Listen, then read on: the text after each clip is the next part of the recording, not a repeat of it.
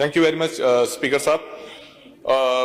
Will the Honorable Minister for Local Government Sindh may please to give answer statement that whether it is a fact that despite the increase of UC OZT tax or fund from 5 lakh to 12 lakh in the budget 2024-2025, no visible work, civil work and basic services have been carried out in many UCs and no expenditure or utilization reports have been provided. What steps are being taken to ensure transparency and proper use of these funds? Speaker साहब अगर आपकी इजाजत हो, अगर 2 minute मुझे मिल जाएं। Speaker साहब, इस असेंबली में, इस ऐवान में हम लोग सब प्रॉब्लम्स बताते हैं, इश्यूज बताते हैं। ये एक बहुत अच्छा डिसीजन लिया गया था इस असेंबली की तरफ से ही, एक बजट में पास किया गया था 2024-2025 में। ओजेटी के जो पैसे हैं एक यूनियन काउंसिल को जो मिलते थे वो 5 लाख थे, जो सैलरीज में चले जाते थे और वो छोटे मोटे काम नहीं कर पाते थे। फिर उसको इंक्रीज करके हमने 12 लाख कर दिए। 7 लाख एडिशनल अमाउंट हम दे रहे हैं, जिसमें अभी मेयर साहब ने भी अभी जो रिसेंट वाकयात हुए उस पे भी अभी बयान दिया है कि 1 लाख और देंगे हम इनको गटर के ढक्कन लगाने के लिए, तो 13 लाख रुपए होते हैं।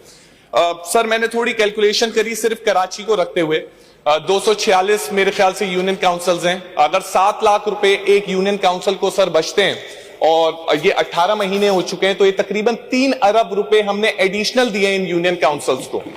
3 अरब रुपए सिंध गवर्नमेंट ने दिए इन यूनियन काउंसिल्स को। अब क्वेश्चन ये है कि सर, कि जब आवाम जाती है इस यूसी चेयरमैन के पास, वो कहते हैं फंड्स नहीं है।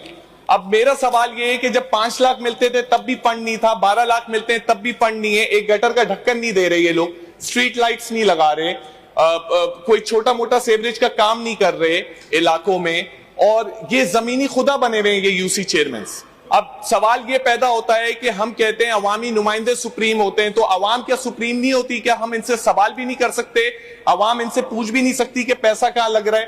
तो मेरी गुजारिश होगी इस असेंबली से, और ये बहुत अच्छा इनिशिएटिव होगा कि इस यूनियन काउंसिल्स को के लिए मैंडेटरी किया जाए कि मंथली जब ये 12 लाख रुपए का एक्सपेंडिचर करे, अपने नोटिस बोर्ड पे लगाए कि इन्होंने कितने गटर के ढक्कन लगाए, कितनी स्ट्रीट लाइट्स लगाई हैं, कौन सी पानी की लाइन डलवाई है, कौन सा सेवरेज का काम कराया है।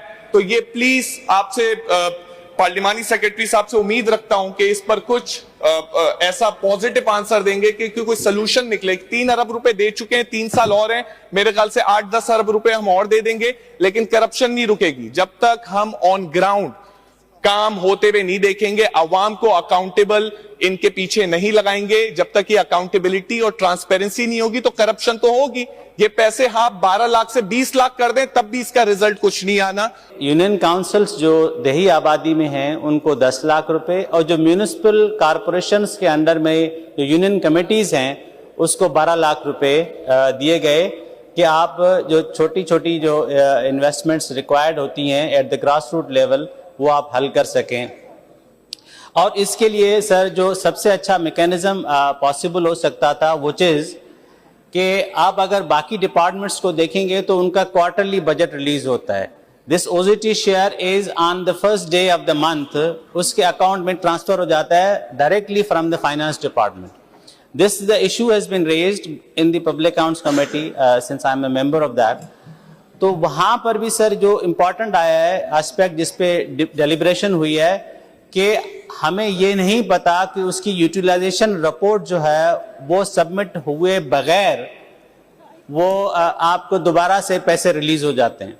तो इसको इंश्योर करने के लिए हमने फाइनेंस डिपार्टमेंट से भी ये मदद ली है। हमारे खुद एसीएस जो लोकल गवर्नमेंट है उसके साथ एक कमेटी बनाई है को इसका मैकेनिज्म ड्रॉ करने के लिए, ताकि ऐप बेस्ड हो, आप जो भी काम एग्जीक्यूट करें उसका पैसा जो है वो आप डायरेक्टली अकाउंट में आता है तो उसकी यूटिलाइजेशन रिपोर्ट जमा होनी चाहिए। उसके लिए डिस्ट्रिक्ट जो स्क्रूटनी कमेटियां बनाई गई हैं ताकि उसमें union council wise scrutiny report होगी, उसकी पूरी committee notification that I have.